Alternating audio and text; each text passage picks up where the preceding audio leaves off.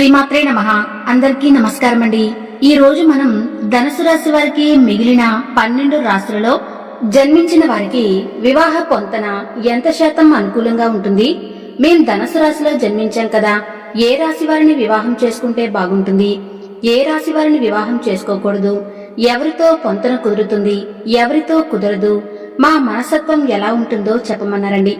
ఈ వీడియోలో నేను చాలా క్లియర్ గా 8 నిమిషాల్లోనే ధనుస్సు రాశిలో జన్మించిన వారికి జ్యోతిష్య శాస్త్రం ప్రకారం మనకి ఉన్న 12 రాశులలో జన్మించిన వారికి 100% ఎంత శాతం పొంతన అనేది అనుకూలంగా ఉంటుంది, మీకు బెస్ట్ మ్యాచ్ ఎవరు, వరస్ట్ మ్యాచ్ ఎవరో చాలా క్లియర్ గా చెప్తానండి. ఈ వీడియో చూసే ముందు మీ పేరేంటో కామెంట్ లో తెలియజేయండి. ధనుసు రాశిలో జన్మించిన వారి స్వభావం గురించి 12 ముక్కలలో వివరిస్తానండి. అంటే మీరు ఎలాంటి వారిని జీవిత భాగస్వామిగా కోరుకుంటారు, వీరి స్వభావం అసలు ఎలా ఉంటుందో చెప్తాను. నిజానికి ధనుసు రాశిలో జన్మించిన వారి వైఖరి అనేది ఎంతో సాహసోపేతంగా ఉంటుందండి, ఆసక్తికరంగా ఉంటుంది. అంటే ఎప్పుడూ కూడా కొత్త విషయాలను తెలుసుకుందామని ముందుంటారు, కొత్త విషయాలను నేర్చుకోవాలి అనుకుంటారు. వీరు వారి లైఫ్ లో ఏ పని చేస్తున్నా సరే ఎంతో తెలివిగా ఆలోచించి మాత్రమే పనులను మొదలు పెడతారండి. అంటే తొందరపాటు తనమనేది కాస్త తక్కువగా ఉంటుంది. ధనుసు రాశి వారిలో కొంచెం ఆలోచిస్తారు. అయితే వీరిలో చెప్పుకోదగ్గ ఇంకొక లక్షణం ఏంటంటే, మిగిలిన 12 రాశుల వారితో పోలిస్తే ధనుసు రాశి వారిలో చెప్పుకోదగ్గ ఒక లక్షణం ఏంటంటే, ధనుసు రాశి వారు ఒక ప్రాణ స్నేహితుడు ఉన్నాడే అనుకోండి, వారి దగ్గర వీరికి ఎంత చనువు ఉన్నప్పటికీ కూడా బంధువులైనా స్నేహితులైనా సరేనండి, ఎంత చనువు ఉన్నా సరే హద్దులు మాత్రం మీరరు, హద్దులు మాత్రం దాటరు. ఎంతలో ఉండాలో అంతలోనే ఉంటారు, మితిమీరి ఎప్పుడూ కూడా ప్రవర్తించరండి. ఇది వీరిలో చెప్పుకోదగ్గ విషయంగా చెప్పవచ్చు.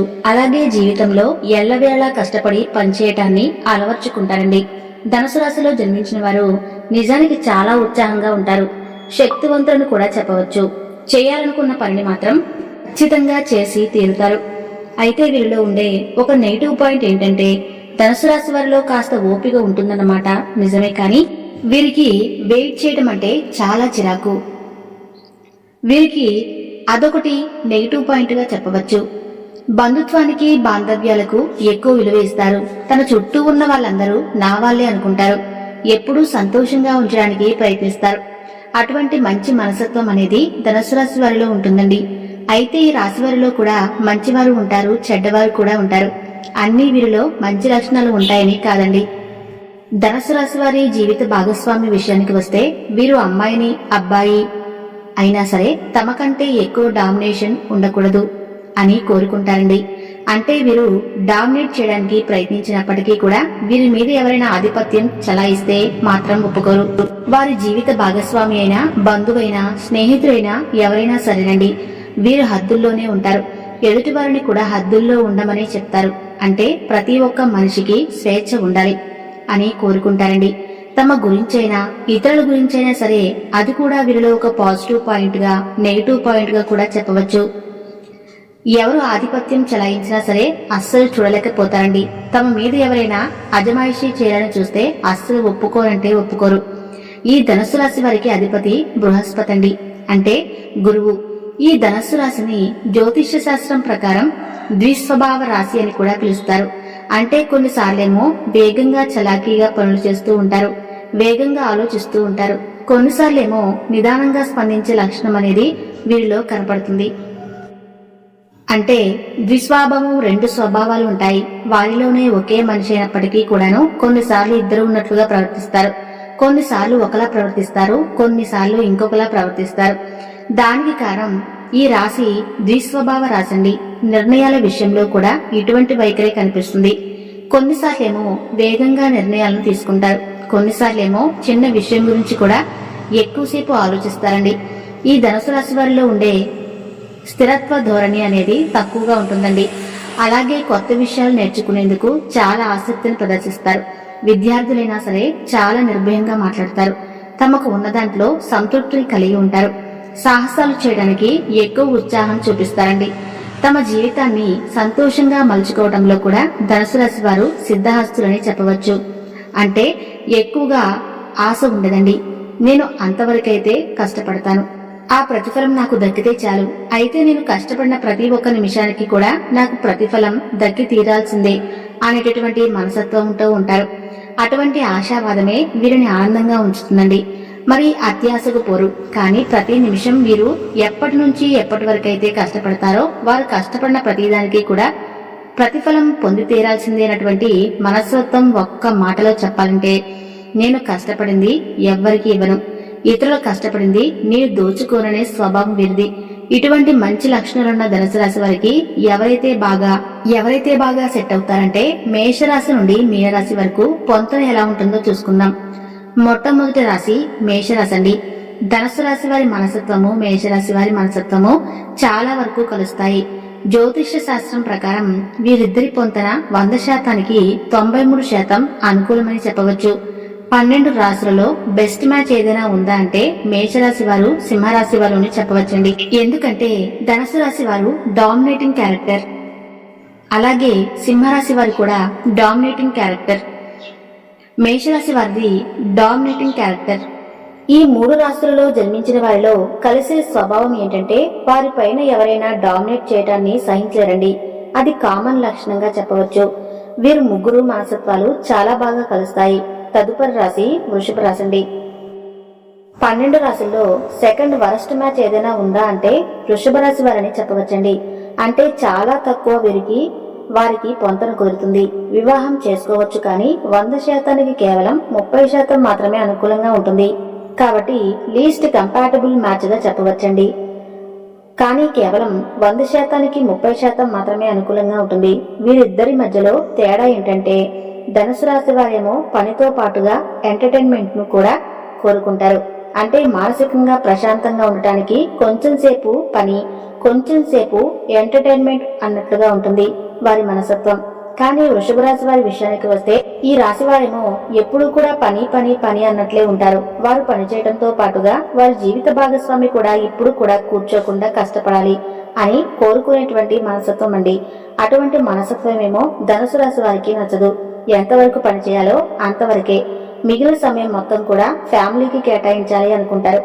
అటువంటి వృషభ రాశి వారికి ధనుసు రాశి వారికి కేవలం 30% మాత్రమే అనుకూలంగా ఉంది. తదుపరి రాశి మిథున రాశి. మిథున రాశి వారికి వృషభ రాశి వారికి జ్యోతిష్య శాస్త్రం ప్రకారం 100%కి 60% అనుకూలమని చెప్పవచ్చండి. కాబట్టి వీరిద్దరూ చక్కగా వివాహం చేసుకోవచ్చు. ఈ ధనుసు రాశి వీరేంటంటే కొత్త మనుషులతో ఎక్కువగా మాట్లాడలేకపోతారండి. మిథున రాశి వారేమో కొత్త అయినా సరే, అంటే తెలిసినా తెలియకపోయినా మాటలు బాగా కలిపేయగలరు. అంటే మంచి వాక్చాతుర్యం ఉంటుంది. మిథున రాశి వారికి ధనుసు రాశి వారితో పోలిస్తే వీరిద్దరికీ వివాహ పొంతన అనేది 60% అనుకూలమని చెప్పవచ్చండి. తదుపరి రాశి కర్కాటక రాశి. కర్కాటక రాశి వారికి ధనుసు రాశి వారికి మధ్య ఉన్న తేడా ఏంటంటే ధనుసు రాశి వారు చాలా ధైర్యవంతులండి. అంటే కర్కాటక రాశి వారు పిరికివారు అని కాదండి. ధనుసు రాశి వారితో కంపేర్ చేసుకున్నట్లయితే ధైర్యం తక్కువ కర్కాటక రాశి వారికి. జీవితంలో రిస్క్ చేయలేకపోతారు. కానీ ధనుసు రాశి వారు అలా కాదండి. సాహసోపేతమైన నిర్ణయాలను తీసుకుంటారు. సాహసోపేతమైన పనులను చేయడానికి కూడా ఇష్టపడతారు. అంటే రిస్క్ తీసుకోవడానికి కూడా ఇష్టపడతారండి. కర్కాటక రాశి వారికి ధనుసు రాశి వారికి జ్యోతిష్య శాస్త్రం ప్రకారం 100%కి 53% అనుకూలమని చెప్పవచ్చండి. తదుపరి రాశి సింహరాశి. నేను ఇంతకు ముందు చెప్పినట్లుగా సింహరాశి వారి మెంటాలిటీ ధనుసు రాశి వారి మెంటాలిటీ బాగా కలుస్తాయండి. నిజానికి సింహరాశి వారిది చాలా డామినేషన్, అంటే డామినేటింగ్ క్యారెక్టర్ అని చెప్పవచ్చు. వారికి తగ్గ మ్యాచ్ అంటే ధనుసు రాశి వారి అని చెప్పవచ్చండి. వీరి మీద డామినేట్ చేస్తే వీరేం ఒప్పుకోరు. సింహరాశి వారి మెడ కొంచెం వంచే రాశి ఏదైనా ఉంది అంటే ఈ ధనుసు రాశి వారనే చెప్పవచ్చండి. వీరికి వారికి 93% అనుకూలత సూచిస్తుంది. కాబట్టి ధనుసు రాశి వారు చక్కగా సింహరాశి వారిని వివాహం చేసుకోవచ్చు. తదుపరి రాశి కన్యా రాశి. కన్యా రాశి వారికి వీరికి 100%కి 48% పొంతన అనేది అనుకూలంగా ఉంటుందండి. కన్యా రాశి వారిని వివాహం చేసుకోవచ్చు. మీరు తదుపరి రాశి తులారాశి. తులారాశి మెంటాలిటీ ధనుసు రాశి వారి మెంటాలిటీ ఇంచుమించు కలుస్తాయండి. వీరిద్దరి మెంటాలిటీ బాగానే సెట్ అవుతుంది. అయితే తులారాశి వారికి వీరికి ఉన్న తేడా ఏంటంటే తులారాశి వారు వారి పనులతో పాటుగా బయట వారి పనులను కూడా చూస్తారు. అంటే కుటుంబ సభ్యులకు, బంధువులకు, స్నేహితులకు ఎక్కువ ఉపయోగపడతారు. ధనుసు రాశి వారేమో ఫస్ట్ నా పని చూసుకున్నాక తర్వాత వేరే వారి పని చూస్తాను అనేటువంటి మనస్తత్వం వీరిది. వీరి మనస్తత్వం వారి మనస్తత్వం ఇంచుమించు ఒకేలా ఉంటాయి కాబట్టి కొన్ని విషయాల్లో తేడా రావచ్చేమో కానీ వీరిరువురి పొంతన అనేది 100%కి 73% అనుకూలంగా ఉందండి. తదుపరి రాశి వృశ్చిక రాశి. ఈ వృశ్చిక రాశి వారికి ధనుసు రాశి వారికి వరస్ట్ మ్యాచ్ గా చెప్పవచ్చండి. వీరిద్దరి పొంతన కుదరదండి. ధనుసు రాశిలో జన్మించిన స్త్రీలైనా పురుషులైనా సరే సాధ్యమైనంత వరకు వృశ్చిక రాశిలో జన్మించిన వారిని వివాహం చేసుకోకపోవడమే మంచిది. కేవలం 28% మాత్రమే అనుకూలంగా ఉంటుంది. లీస్ట్ కంపాటబుల్ మ్యాచ్ గా చెప్పవచ్చు.